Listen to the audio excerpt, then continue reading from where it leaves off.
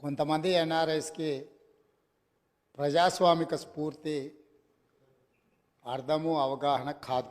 మనం ప్రయత్నం చేసినా కూడా వారు తెలుసుకునే ప్రయత్నం చేయరు. ప్రజాస్వామ్యంలో 49కి 0 వాల్యూ ఉంటుంది, 51కి 100% వాల్యూ ఉంటుంది.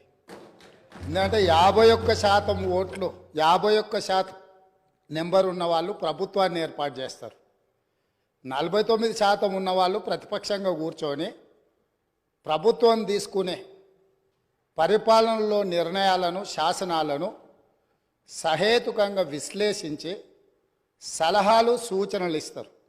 సలహాలు సూచనలు ఒకవేళ ప్రభుత్వము పెడచెవిన పెడితే నిరసనలు, ధర్నాలు, రాస్తారోకలు చేస్తారు.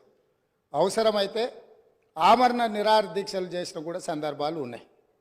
ఆ స్పిరిట్ను తీసుకోవాలి తప్ప వాళ్ళు 64 ఉన్నారు, మేము 39 మంది ఉన్నాం, మేము అచ్చోసిన ఆంబోతుల్లాకున్నాం, మేము పోడియంలోకి వచ్చి కుస్తీలు కొట్లాడతాం,